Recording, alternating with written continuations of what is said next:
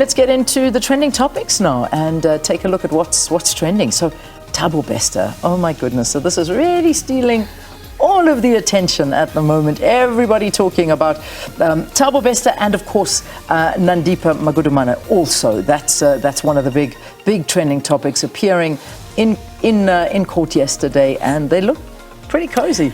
Yeah, there we go. They're holding hands. This is the first time that, of course, they appeared in person together, and I think that was the great anticipation of the day. Not the merits or demerits of the case, but how the two of them would react to seeing each other again. And I think they did not disappoint.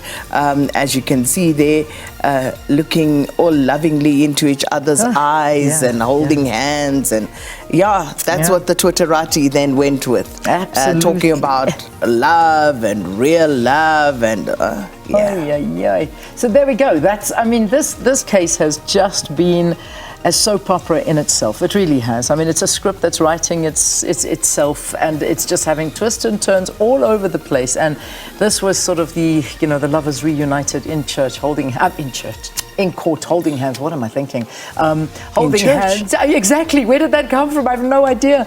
Yeah, holding hands and being together and sort of talking to one another and smiling and at the end of the day, this is a very serious court case and a very serious charges that have been laid against, firstly, both of them, Dr. and they're co-accused. And of course, Thabo Bester is already a convicted criminal with, for very serious reasons. And it's just a case that people are just watching very closely. Yeah. Yeah. For whatever reason. What they're wearing, how they're acting, how they, how it's all playing out. So but that's Thabo Bester, big trending topic this morning. Right, let's take a look at the next one. The next one is #taxi strike, and this, of course, ongoing in the Western Cape. It has turned fatal. There's a lot of toing and froing. Again, a lot of meetings to try and break the deadlock, but unfortunately, it is still ongoing. And there are, again, so many tentacles to this particular story.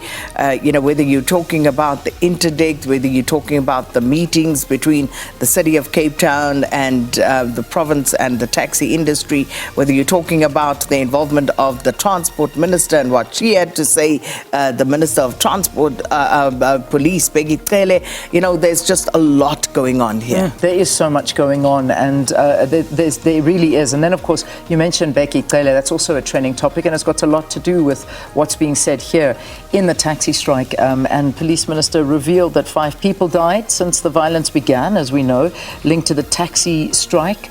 10 Golden Arrow buses have been torched since the taxi operators suspended their services across the province. And this is what he went on to say. The minister basically said on Tuesday that the city of Cape Town must get off their high horses and help resolve the impasse between the municipality and Santaco. He confirmed all of the above that I told you, but he just also went on to say that the refusal of city officials to negotiate is affecting ordinary citizens, and everybody must come down off their high horses. They must swallow their pride and stop being arrogant. This is happening not at the expense of those people who are refusing to resolve the matter. It's an ordinary black child who can't go to school. On behalf of those people must swallow their pride, come together and resolve the matter. Yeah. What was it? The number was 287,000 children who couldn't go to school. I've been hearing so many different numbers. I don't know what the number is. I mean, yesterday I heard some news organizations running 850,000. Then I saw us saying 350,000. I'm not sure, but the reality is, there's a big effect happening there. Indeed it is, and of course the number that I'm talking about came from the MEC. Good.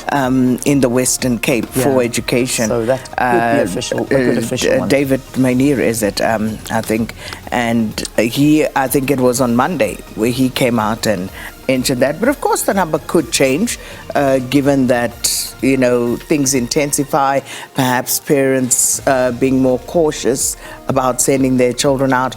So there are a lot of variables, but what's undeniable is the impact that the strike is having on just day-to-day activities in the city of Cape Town. Yeah, all right. So as you can see, this is really stealing center stage for social media. And we'll be talking about that with Gugu Nonjinge, a advocacy specialist at the Center for the Study of Violence and Reconciliation. So we'll be talking about that.